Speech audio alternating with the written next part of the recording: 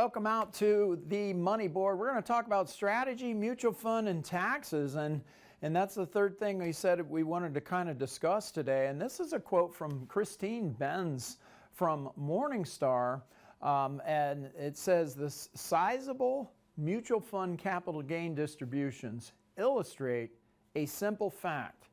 Some investments are structurally poor or a poor fit for a taxable account." Christine Benz. So what does this mean? Let's unpack it.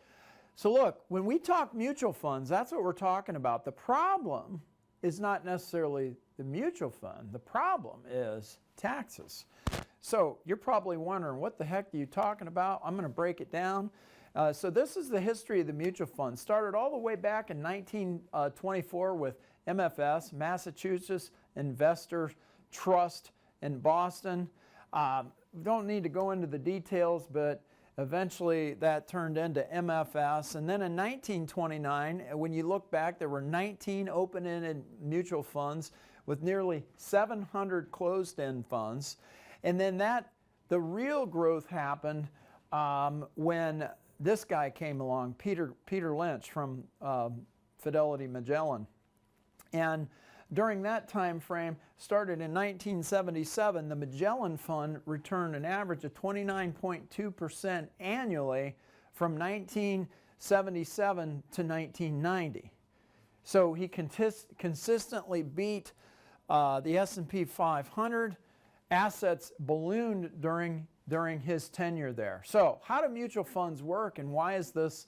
Why are we even talking about this, right? Well, one, I wanted to give you the history of it, but I also wanted you to understand that mutual funds are a very big thing. There's trillions of dollars out there. So how do they work? Well, they're actively managed. They usually have a higher minimum. They are priced at the end of the day, their valuation. So it's not like live. It's you sell a mutual fund and you get the end of the day value. They do pass through capital gains taxes, and lastly, they tend to be, not always, tend to be a little bit more expensive. All right, so what's the problem? Well, when you look at this, as Christine Benz said, that capital gains tend to be the problem, and it illustrates they're structurally maybe a poor fit for taxable accounts. So what is the average tax cost ratio? It's 1.61%. So you could be giving up that much just from tax, not including the expense of the fund. So how does that work, or how does it happen? Well, let's say this box is the mutual fund. Well, what happens is inside the mutual fund wrapper, you have stocks and maybe bonds, right? So you got lots of them. Depending on the fund, there could be as few as maybe 10 stocks to as hundreds and maybe even thousands in some case, all right? You have no control. So if the manager who actively manages it says, we're going to sell this stock, you don't know that. So if there's a gain and you own this mutual fund, they're going to pass that tax through to you. You could even be in a situation where the mutual fund is losing money and you're paying tax on it because of the activity. And that, ladies and gentlemen, lies the problem.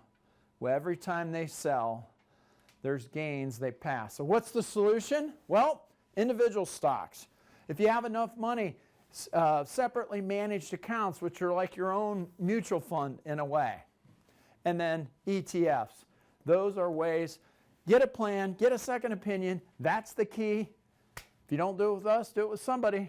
Call me, 800-878-6223, or go to my website, wasmithfinancial.com.